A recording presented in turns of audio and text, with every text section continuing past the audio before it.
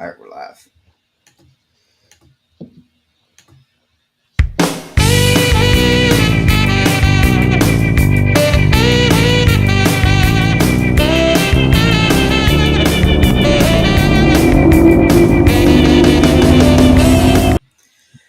What's up, guys? What is up? Welcome back to another episode of Deck Talk Podcast. And man, we got an exciting one. I've been looking forward to this one. I know y'all. I say this a lot, but we've been having some killer guests come on, and this guy that we have coming on here tonight is fairly local to us in the Chattanooga area, and. But guys, let's get going with this. And if you don't know, I'm Colin Burnett. That's right, Colin, and I'm Norman Lee. Yep, spot on, Colin. We have one heck of a show tonight with our guest, but you know what? As always, first things first, we have to take care of some business for tonight's episode. Tonight's episode is brought to you by Cornfield Fishing Gear. With the growth of technology, the expense of electronics is constantly on the rise. Let us introduce you to Cornfield Fishing Gear, mounting brackets you can trust, rock solid engineering, safe and secure, giving you that peace of mind, knowing you can focus more on your fishing and less about the security of your investment. From the console to the bow to trolling motor transducer mounting brackets for real time fish finders. Whether you run single or multiple units, completely adjustable for every angle possible, giving you the best vantage point to optimize your view. Cornfield Fishing Gear monitor mounts are made, produced, and manufactured in the USA, mounting equipment that not only secures your valuable investment, but your peace of mind. For ordering information on Cornfield equipment, message us on our Deck Talk website at www.decktalkpodcast.com. Again, that is decktalkpodcast.com. Protect and secure your electronics. Order yours today. Man, I tell you what, you are spot on with our guest tonight. We have one heck of a show, and as you can see, probably our viewers looking to the right-hand side of your screen can see him right now. But let's get right into it, man. Let's give this dude the proper introduction that he well deserves. Our guest tonight is coming off his best season as a pro, highlighted by a first-place finish, top 3 at the Tackle Warehouse Invitations on Kentucky Lake back in April. After a stellar collegiate career, then moving on to the pro ranks, his stat sheet is nothing less than astonishing. Has captured 36 top 50s, 5 top 10s, and a win in and get this, guys, just 56 career events fished to date. That's right, folks. I am talking about no other than Andrew Nordbye. What's up, brother? What's going on, Thanks man? for having me. How are you guys tonight? Man, we're doing well. Awesome. So Andrew, real quick before we get going, I got to ask, how are the twins doing? We got to make sure every time I talk to you, I got to ask about the twins. So we want to make sure the twins are doing good, and so we want to see how the twins are doing. yeah, I get asked that a lot, and they're thriving and we're surviving. That's the best way to put it. yeah.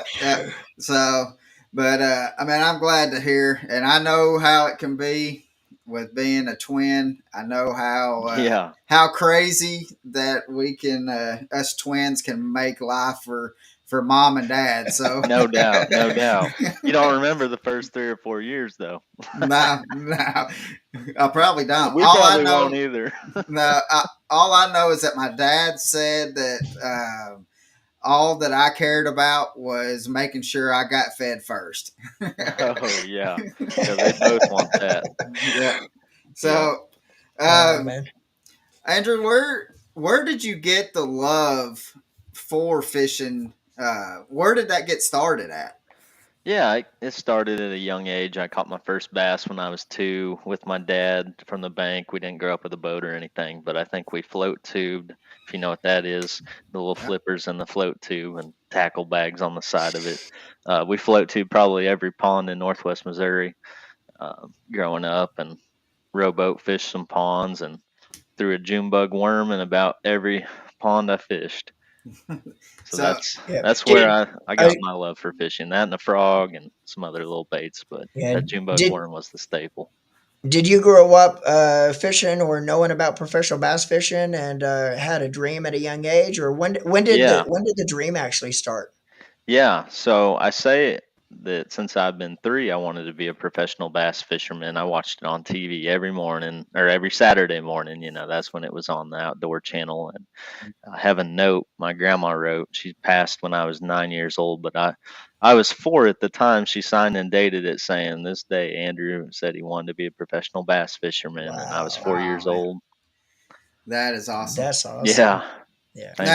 Now, with you saying Northwest Missouri, does that mean that you are a Royals fan, Yeah, or yeah, we go for or the Royals. I mean, I'm more or less fans of the team that's on the east side of We like the Missouri. Cardinals too. Yep.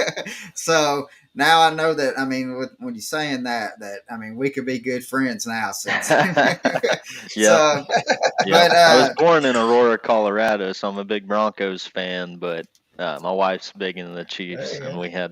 we had to take the Chiefs with us and the Broncos to Alabama here. right, because you are now in Gunnersville area, right? Yes. So Yep. We now just moved. I don't have anything on my new office wall yet, or nothing. it's all good, but and that's probably one of the things I hate the most is painting and then moving. That's the two things. I'd rather just pay somebody just to move me or paint a house. Yeah. My, No, So there's some times when it makes more sense. yeah, we moved to Tennessee from Florida about 3.5. I guess we've been gone permanently about 4 years here now. And my 4 wife kind of years. got a little bit, yeah, my wife kind of got a little bit mad at me because when we moved in the house here, this right here, that's the first thing that got decorated. I told my wife, I says, hey, there's priorities in this house, so the other upstairs could wait. Yeah. Yeah. Yeah. It's the other way around for me right now. My tackle wall's up, but my deer heads aren't up yet. Right. So let's talk about Kentucky Lake. What did it feel like when with winning at Kentucky Lake? No, it was just incredible. All the perfect timing, God's timing came into play right there. Yeah. Unbelievable. The first tournament my wife and twins traveled to, Wow, that's second awesome. year on the pro circuit, the Tackle Warehouse Invitationals, and being able to win one that early on into the game is just the biggest blessing ever. It takes guys 10 to 20 or longer Yeah. years to capture a professional win, and Yeah. it was a big blessing. And we're leading Ozarks day one in a tournament the year before, so uh, just been a good start. It's Very always blessed. special to win one at that level, but I could just imagine having your wife and kids there to win it in front of them must have been just something that you probably can't even describe the Yeah, feeling. yeah, about brings me to tears just talking about it again, thinking through the week. It was the hardest tournament week of my life. Definitely the least amount of sleep during a tournament week I've ever gotten, and Yeah. didn't really get to spend much time with the wife or twins versus if they'd have stayed at home, except Right. for about half of the off day, because the off day I had to work so many Yeah. events, Right. and the tournament days so jam packed. Wow. Uh, but it was a blessing having them there. That's, So Oh, yeah. what uh what was it on Kentucky Lake that you were able to pick out that made you have the big bag on there to where you was able to catch the fish that you was sure. Yeah. So everybody, I would think, tries to do their research and talks to people they know in the area and things like that. And over the past couple of years, just talking to friends and such, I'd heard the smallmouth were doing good coming back. I had no clue about them really. I just saw they were winning tournaments. I'd see a friend post a picture with smallmouth, won the night derby, every yeah. week. And it's like, okay, I got to focus on smallmouth a lot because I know the last time I was there, the lake was tanking with the Asian carp and the largemouth. They weren't doing as hot as they Yeah. used to. Yeah. So day one of practice, I just started looking for smallies. I looked at current, barge ties, bridge pilings, that sort of thing, and found some twos and threes. And I didn't really fish them hard. Might have been some bigger ones there, I thought. And then I was told they spawn on stumps on the main river. So I started graphing for stumps, found some stumps, fished some stumps. Honestly, the first stretch I pulled up to and found, I caught like a 2-pounder, a 12-incher, and then a 5-pounder. I said, this is the deal. This And is that it. was 3 out of 300 stumps, the first 3 stumps I fished Yeah. in that area that I found. So I spent the next 3 days graphing for stumps, fishing a couple to check them, make sure fish were there. I had over 2,000 stumps I've found, and I didn't even get to fish half of them in the tournament. Yeah. When you're preparing for an event like a Kentucky Lake, how soon do you start preparing for the event coming up? Before you, I mean, do you start preparing after your previous event, or does the preparation start before? Or and also, do you use Google Earth at all as you're preparing? I have used Google Earth. I didn't use it hardly at all this whole year, to be honest. Most of my preparation comes in doing some map study, and not even that in depth. I typically, I've done map studies, I've done Google Earth studies, and I've marked hundreds of waypoints on stuff I found, and I get there and I fish them all, and I end up wasting a whole day because they're not on that bite, they're not doing Yeah. that thing that time of the year. So I get there, I fish an area, I fish what looks good to me, I figure out a bite and I expand on it. And then I look at the Yeah. map during the Yeah. day as I go and look Yeah. down the lake, look for areas. Right. And my study happens during the practice day most Yeah. of the time. But before the cutoff, which the tackle warehouse events have 30-day off limits, I talk to people that I know in the area, ask them for suggestions or just any tips they have, Yeah. and gather that ahead of time. And then I don't prepare much until the first day of practice or Right. the day Yeah. before, getting a little game plan. Yeah.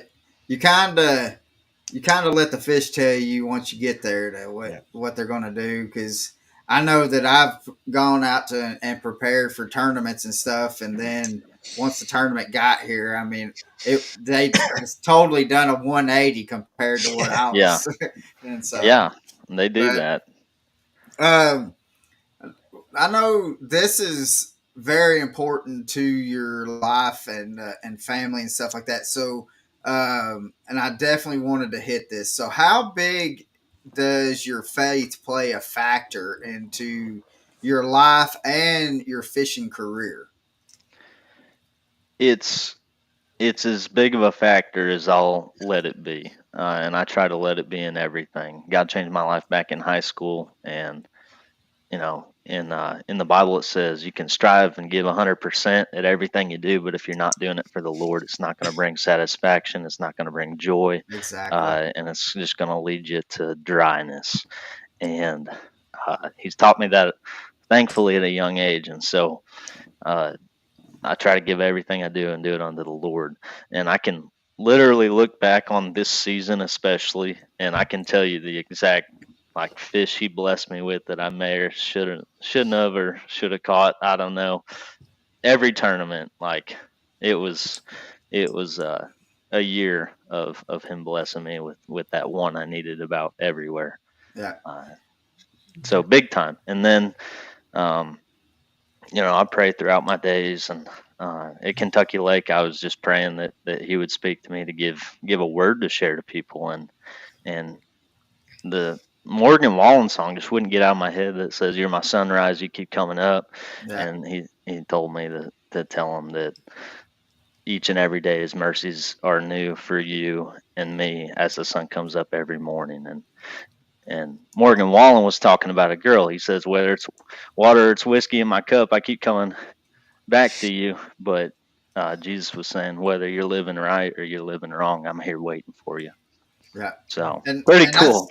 that is pretty cool. And like one thing that I've noticed, like every time that you have like a camera on the boat and stuff like that, and which I've talked to you uh, several times at different kinds of events and stuff like that, and but every time, every fish that you caught that the first thing, I mean, you're excited and stuff like that. And I mean, you never fail without saying, thank you, Lord. You know, I mean, because, I mean, it is. I mean, he allowed that fish to be right there where you needed it to be. And so, but I wanted to make sure, because, I mean, to me, faith is big in my life. Uh, and I think that's one reason why our podcast has been able to do, because the people that I know that has faith, we've been willing to open up to allow that to be able to spread, you know, to use a green or a brown fish to be able to witness to Yeah. somebody is crazy to me, that what God will use to be able to witness and minister to other people. Yeah. Big time. Big time. I'm right there with you. So, um, but speaking of like God being with you, you had an incident, what, 3-4 years ago, heading to Dale Hollow, that the good Lord showed up. I mean, and if people don't know, there's video and stuff that you done Yeah. while I mean, not while it was happening, but right after it happened and the sun got up to where people could see. But can you talk about that? Yeah. Yeah. So heading to tournament day one at takeoff, been pre-fishing for 5 days and just going around some back roads, slippery, cold morning in the dark, 4:30 a.m. I wasn't late. I was the first one out of the house, and going up this curve, and it goes down and shoots to the left pretty quick. I was going about 30. I hit my brake, and my truck hydroplaned just a little bit, so I let off my brakes to just ride around the corner. And my boat trailer at the time didn't have brakes, and so it wasn't able to have those brakes like my truck, and it slid into the shoulder, and it rode the shoulder around that curve that was dropping, and then it dropped to a cliff, and the boat trailer slid around the shoulder, hit a boulder, and backflipped down a ravine about 70 yards down a bluff, and it broke the straps, and it didn't move my truck off of those two lines or shake it or nothing. So kind of crazy.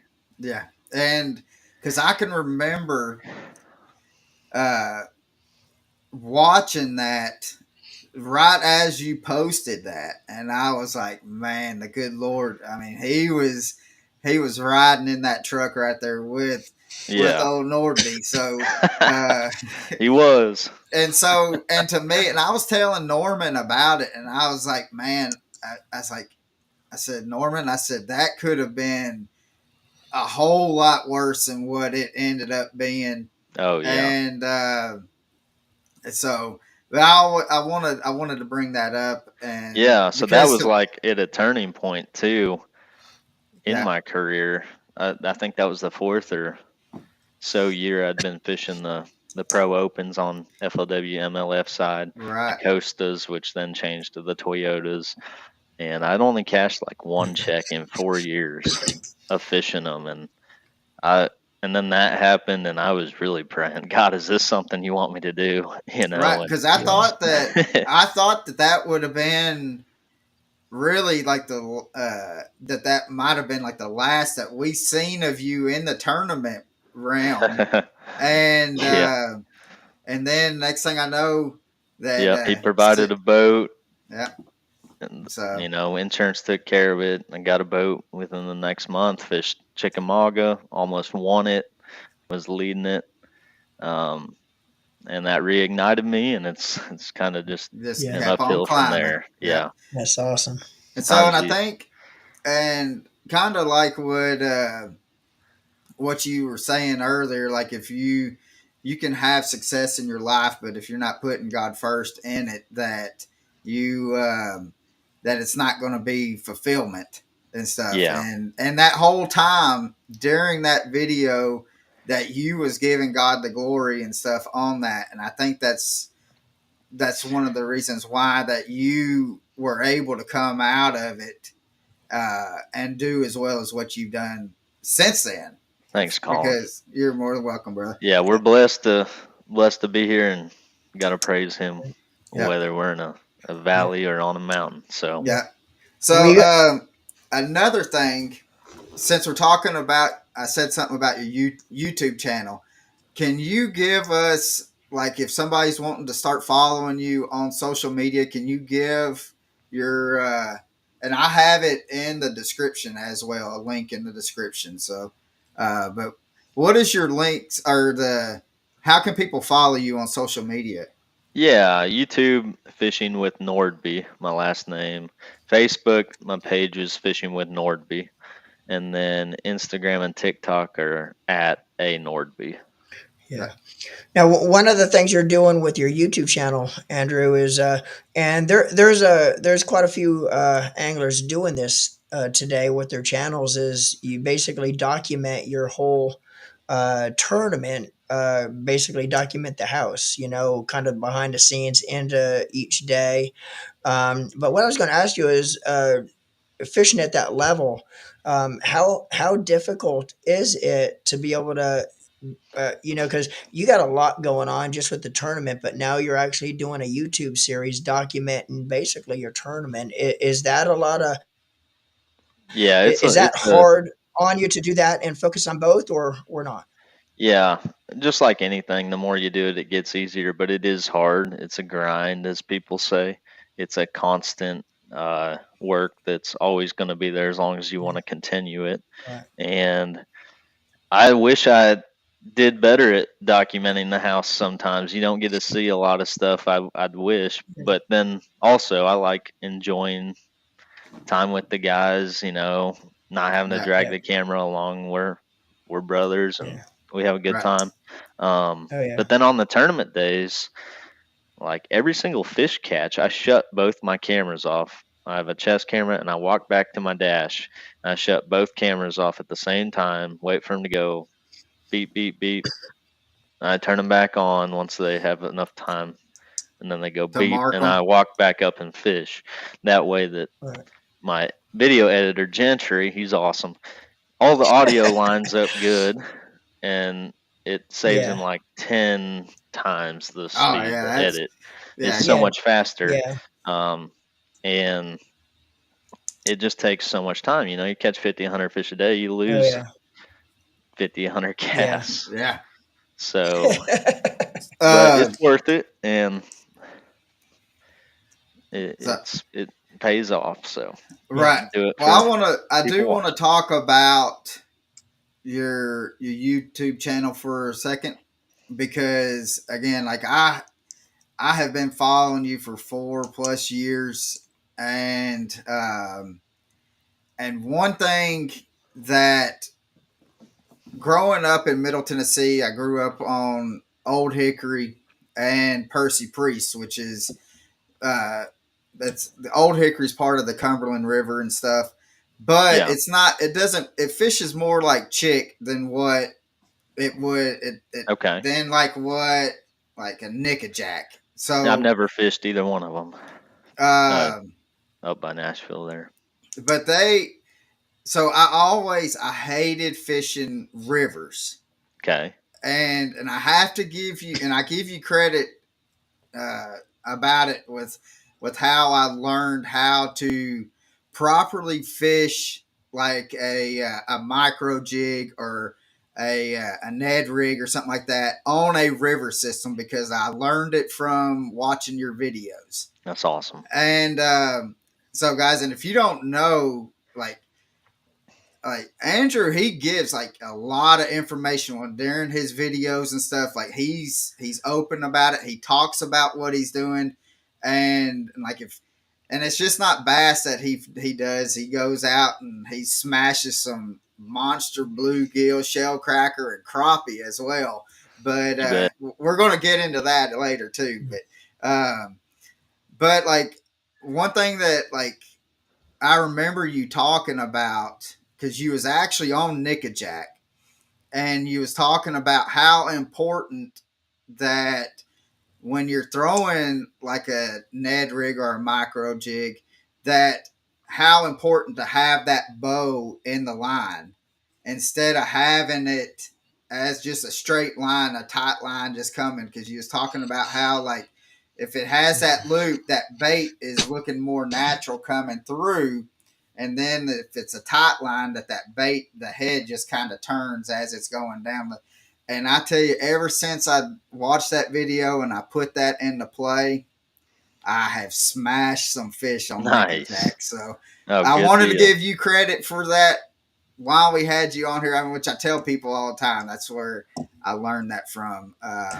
Because to me, it's important to give recognition where recognition is due. So I wanted to give that to you with, and I want people to come on, because right now looks like we have 932 people on right now. Wow, that's and awesome. So thank y'all for joining. If we can get y'all to go to Fishing with Nordbye and check out all his social media and just start following him, because I mean, you're going to learn something, and it might be surprising what you're going to learn, because he does have some techniques and tips and stuff that he pulls out from the sleeve, and that it actually does some pretty good working on the lakes and stuff. So thanks, Colin. No problem, man. But another thing we'll talk about is Cornfield Fishing Gear. Yep. I tell you, we have Cornfield mounts and stuff on our boats, and nice. How like Norman so you and I get were it. Yeah. And I tell people, because they're like, we talk to people all the time about the mounts, and they're like, well, they're kind of on the expensive side. And I'm like, yeah, but one, they're American made. Two, it's all like, you can tell that it is top quality built. And why would you, if you're going to go spend thousands of dollars on units, so why would you go and put a cheaper mount on your boat to support thousands of dollars of units, and that here in just a couple of years you're going to have to replace that mount anyways? Yeah. Plus, on tournament day, you don't want it breaking or coming off. And Right. I'm not selling the mounts. Exactly. I wasn't with Cornfield for a few years, and I had a different brand of turret and such like that, and I went through 8 of them in one season. 8 of them. They had great customer service. They sent me a new one every time, but I couldn't replace that during tournament day when it went out, and I couldn't replace it. They'd have me a spare, but it's back in the truck. It went out on me during the tournament day. It seemed to happen every single time. And I said, I'm sorry. They were sponsoring me and everything. I said, I can't do it. And I tried Cornfields out and got with Mark. They're guys, they're great. And it's the sturdiest mounts I've ever messed with. I have a folding mount. The folding mount has two 12-inch units on it. Those are heavy. Yeah. All it's held down by, I just put a little bungee on it. It has a keeper that locks it in place, but I like my bungee for up north and even Kentucky. Like, I just put a D loop and a bungee, but it's never broke. It's never broke in the years I've been using it. And people's solid graph mounts that aren't folding break. Yeah. And, so that's awesome. the one. Yeah, I was gonna say that's the one thing with their fold mount too. Of course, me and Colin both run their folding mounts on our bows. Nice. But that's the one thing with that folding mount too that I'm not familiar with a lot of other manufacturers out there in this area, but I don't think there's a lot of other manufacturers that actually have a front bow mount that you could fold down to get out of the way for travel purposes is perfect. But here's the thing too, there's a lot of states that if you have a unit on the front that's up so high, you get a ticket if you run it above the trolling motor. Tennessee just went to that.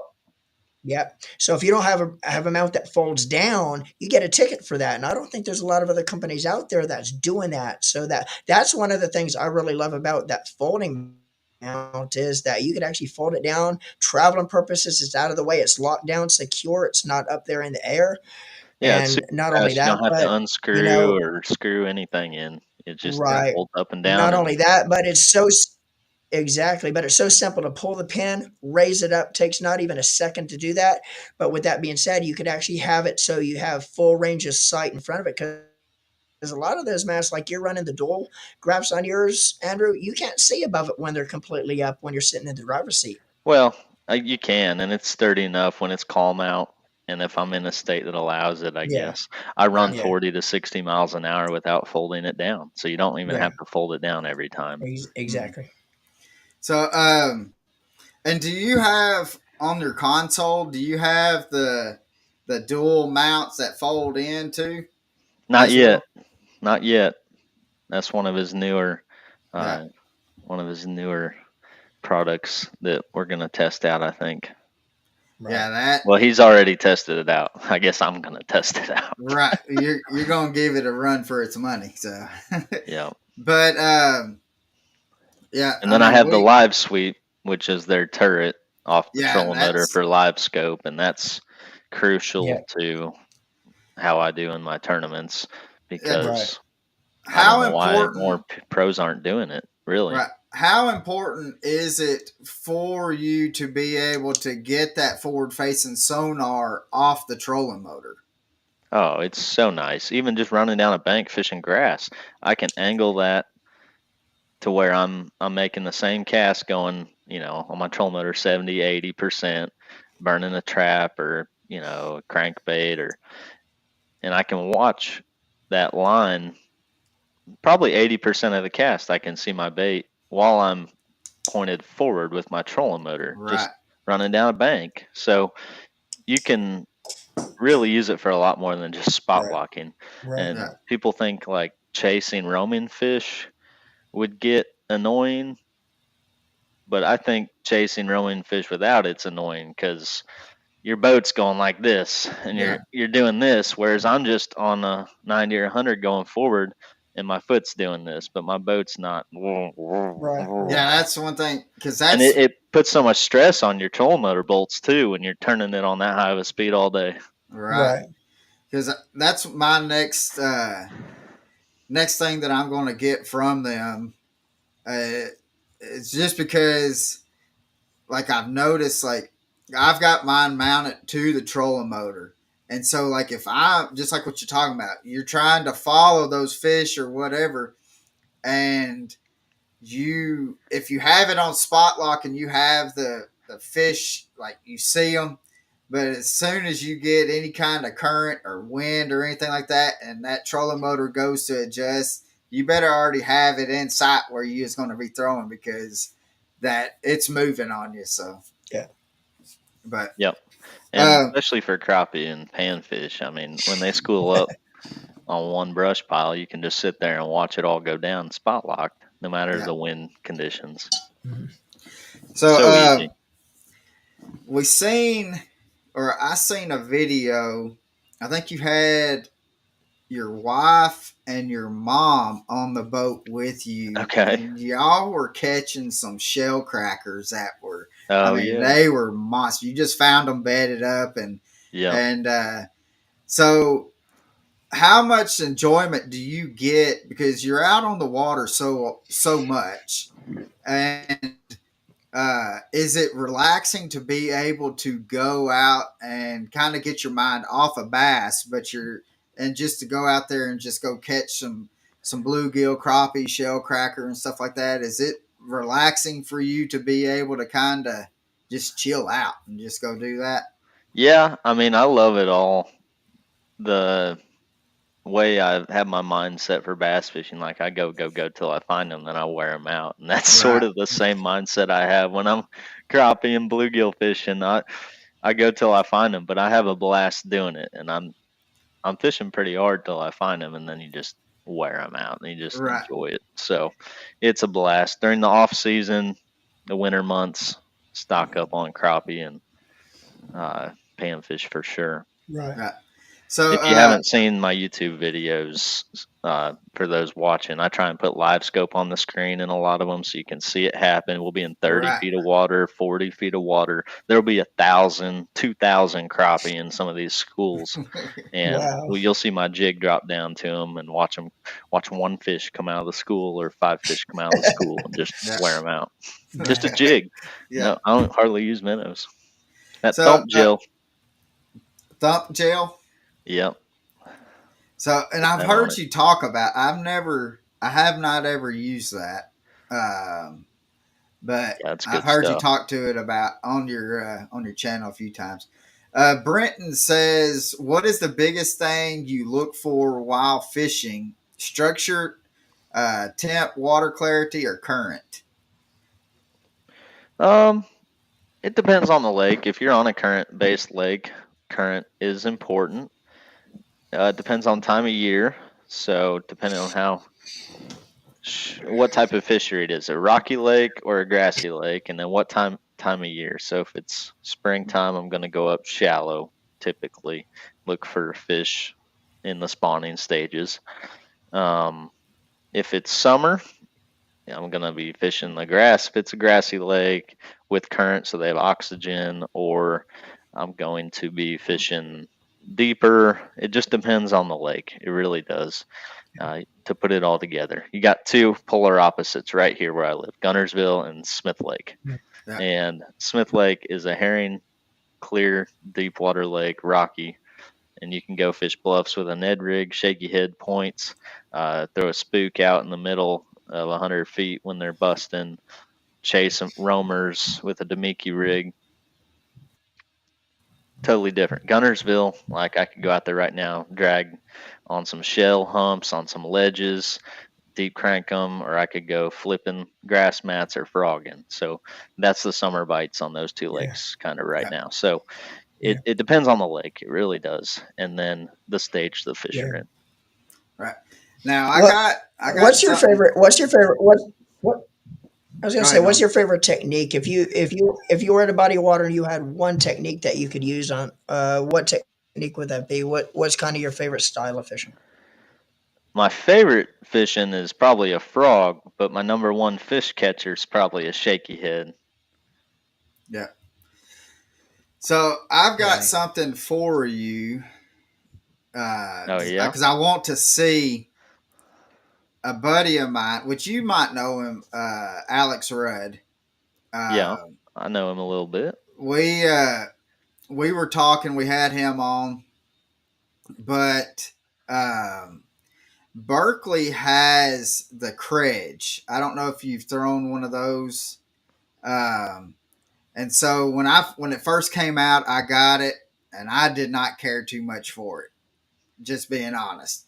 And so I was talking to him, and he actually done a video on he was on Lanier, and with all them blueback herons and the spotted bass, they were schooling the blueback heron up, and he was taking that credge and casting out past them, and then just reeling it back in to where it's only 6 to 8 inches below the water, and them smallmouths were just nailing it. So I was like, all right. I still have one. I had it. I tied it up, and I was like, all right. If I'm on Chickamauga fishing the main channel and I see some schooling up, I'm just gonna try it because I mean I've done everything. You know how it is in the summertime. They're finicky as all get out, and I ran into a couple of schools that were, bass that were schooling them the gizzard shads up, and I was throwing that and just reeling it in, and I'm telling you, they were nailing it. Have you ever tried something like that? Nice. Yeah, so one of the new baits that came out from Strike King this year called the Evader is a similar action bait when you reel it in, and it's pretty awesome. They have two sizes, and you can cast that thing a mile. But it's a similar when you reel it in. It's a really good little shimmy can get Right. those schooling fish in. But I haven't played around a ton with either of those style of baits. Right. So, uh, we also want to talk to you about Spearpoint Hooks, and Oh yeah. we ran in. We've been, I guess, partnered up with Spearpoint has been part of the podcast the whole time since we started, and um, so we use them. We love them. We try to tell people about how that V grip it just holds them in. There's no. We've done videos to where out on Chick to where we've had a 6-pounder that I brought up to the boat and then I just free spooled it, let it go out probably about 45, 50 yards and bring it back in. And that hook's still right there. It hadn't even moved. And, but we want to talk about the GP finesse. And, because you've done some damage with that GP finesse up north, hadn't you? Oh yeah. Yeah. All their hooks just lock them in. You really can't experience it until you try it for yourself. They look kind of odd, but you might think, I don't know if that's going to get the right hookup, or slip out of the fish's mouth or something weird because it's not something you're used to, but it doesn't, and it does pin them better. Like especially with the GP finesse, when I first got hooked on Spearpoint, I was testing them out. I was previously with some other hook brands, and last year up on the smallmouth, that GP finesse, I was drop shotting. I never use pliers to take my hooks out. Like even when they're in the gut, like in the throat, I pop them out pretty quick and easy. Like you put the finger in the bin and the thumb on the eye, and you literally go like that, and it pops out easy without damaging their gut. But I never use pliers, and every third smallmouth I was grabbing my pliers because I couldn't get the GP finesse out of the tip of the mouth. It was right there, and I couldn't get it. So yeah, we just got back from up north. The last 5 episodes I dropped on Lake Champlain. Y'all can go see the GP finesse in action. It's pretty incredible. Yeah, that's insane. That's what we tell people about the hooks is you better have a good set of pliers when you have them hooks on the boat. So yeah. So, it's not worth losing a fish, no. especially in the pro events. So yeah. What has been, or we got another question that says, what is your favorite fall time rig? Top waters, typically my favorite. Jerkbait's really good in the fall too. Yeah. It's not a pre-spawn wintertime bait, but it turns on in the fall big time. No. Spook buzzbait, jerkbait. There you go. Norman's a big spook thrower. He throws a spook. It don't matter. It could be 8 degrees outside, and he's still going to throw a spook. I'm always going to have one laying on the deck. Always on the deck. Nice. So, what do you prefer to have, like a TVA with current? Yes. Or would you? Okay, I was going to say, or like a Highland reservoir, but. Okay. I thought you were going to say, or without current. No. If there's no current on the TVA systems, you just might as well just go back to the house. So would you rather fish current body of water or have a Highland reservoir? I grew up without current. I love it. The past 5 years after moving to Gville here, I fell in love with fishing the rivers. So I really don't have a preference, to be honest. Right. Yeah. Pick one. Pick one, Andrew. Catching big browns or catching big green ones? For one day or for like a week? Just would you rather? I'm too beat up on brown ones after one day. I I was going to oh, say, that's would you rather tough. be catching big brown ones or catching big green ones? What's your That's favorite? so What's your tough. favorite smallest or largemouth? Well, I don't know if I have one. If I haven't caught smallies in a while, I'm dying to catch them. But Yeah. after being up north so much lately, I'm dying to go catch a bunch of largies on the ledge right now. Some big green ones. But that's tough. I think I'd have to go with largemouth. I Yeah. think Yeah, so. Now, It's too fun. Just set the hook on a big one in a brush pile, or yeah, oh that's, yeah, oh yeah. yeah. but I tell people though, my favorite sound in fishing is when you hook set like with a frog on some Hmm. mats and you hear that braid, Yeah. just that sound that braid makes Yeah. is I know. We put the babies down every night at about 7 right now, and it gets dark about 8. So I have 1 hour of daylight, and I haven't attempted to go to the lake, but it takes me 10 minutes to get on the water. So a couple days ago, I put my frog and my punch bait on the deck, and I went to the nearest ramp and I frogged and flipped for an hour and didn't get a bite. I was like, nah. dang. That's why I ledge fish all summer. Yeah. Yeah. Another question that we have, and and guys, if you got any questions for Andrew, just keep on putting them in, and I'll try to get to them as quick as possible because we're going to try to get out of here right at an hour. But another question is, what is your favorite lake that you have fished in as a pro tournament angler? Hmm. Well, I mean, I love Kentucky Lake now. That bite was incredible. Never done that there. Learned it there. Giant smallies, 2 6-pound smallies, and during the tournament. That was awesome. This year, Sam Rayburn really impressed me. It was my first time fishing in Texas at all. So it's Right. still the only lake I've fished in Texas, and the amount of fish in that lake's insane. 50 to 70 bass a day, practice Yeah. and tournament. And Caught an 8.4 in the tournament Oh on that wow. mock schooler, Demiki fishing, and oh my gosh. Yeah. and I'll add. on I was going to say I'll add a And second part to that. Chickamauga. I love Chickamauga. There you go. There you go. So I'll I add a always second say part to that. Chickamauga's up there is my favorite lake. All right. I have a love hate relationship with Chickamauga. I've caught my biggest bass that How big? 10-2. Whew, I got a 963 out of Chick back in And college.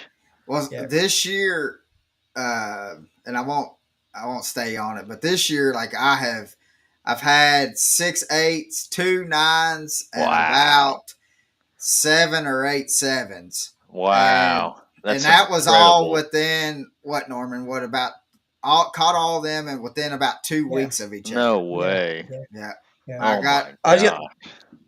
I was going to say before we get too far away from it, I'm going to add a second part to that question you just answered about your favorite. What is your least favorite that you've been to so far as a pro? we we hit West Point. I'm just talking in the last 2 years on the tackle warehouse events. Yeah. West Point was rough. We hit it at the wrong time because it was muddied up, but it's still a tough lake. And when I weighed Right. 11 pounds a day and was like, thanking God, uh, I got 48th place and cashed a check. Yeah, But it was a grind. My goodness. Right. When I graphed 200 brush piles in practice one day, turned around and fished them all in 3 different sections of the lake, and I caught 3 keepers for 6 pounds. yeah, Post spawn time of year, something's wrong yeah. when it's a Uh, largy lake.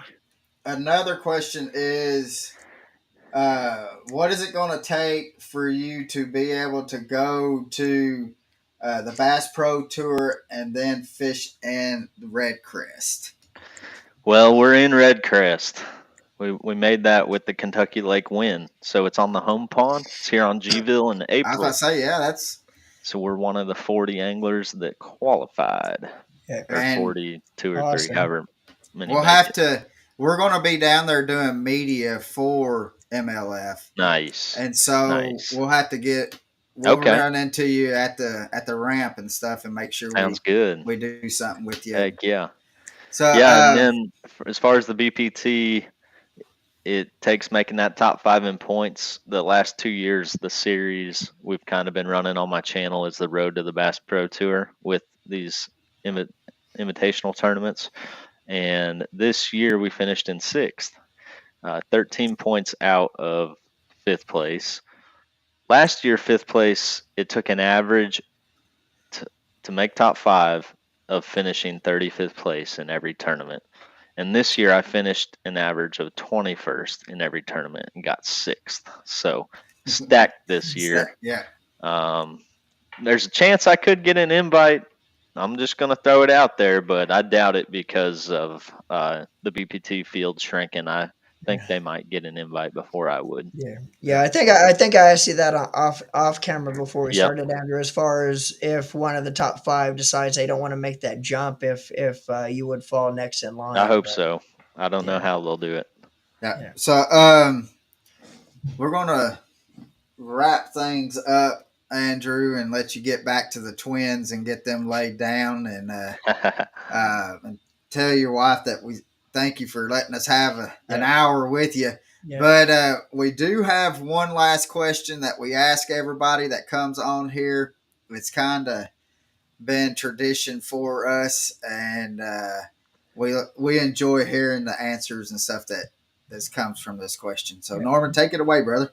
Yeah, Andrew, we appreciate it once again, man, for taking the time out of your evening to spend with us and talk a little bit of fishing, man. And we look forward. And again, guys, for all of our viewers watching, go follow Andrew on YouTube, Facebook, all the social media platforms.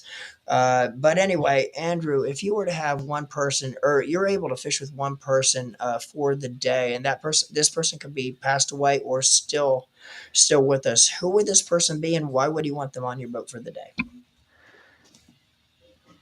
Well, since you gave me a little time to think, I've thought of a few people, but Jesus would be the number one, right? He'd tell me where to cast, and I'd catch more than I could haul in. Moses would be interesting because he would just part the water and you could just pick him up.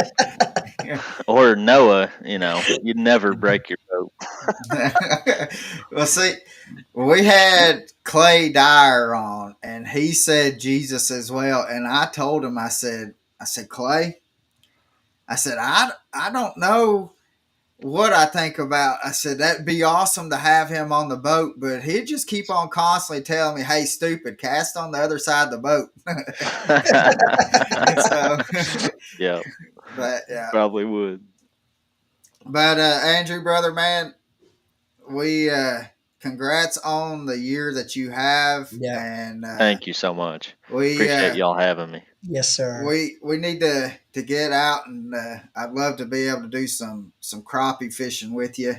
And we thank you again for coming on. And guys, again, if you are looking to be able to learn different kind of techniques and with bass, crappie, bluegill, and you need to check out Fishing with Nordbye, and because one, it's a great watch anyways, just the information that he gives out on that channel, and it has helped me out tremendously with especially fishing on Nickajack, and it gave me a different perspective on how to fish a Ned rig mainly. That's the biggest one that I can pull up was, how watching his videos that it changed. It literally, like, from one trip to another, doing what he was telling, changed to where it went out to where I've gone out there using that technique, and it's nothing to go to Nickajack and smash 100 to 125 smallmouths just using what he's doing. So the old turd. Yeah. So again, and tell your wife thank you for letting us have you for right at an hour. And I hope you have a blessed one, brother. Yes, sir. And, yes, sir. Thank you, guys. Yeah, you too. I appreciate everybody getting on, and pray y'all have a blessed one too. Yes, sir. Yes, sir. So, guys, thank you for watching, and hope to see you out on the water and live the passion, guys. The passion guys, tight lines.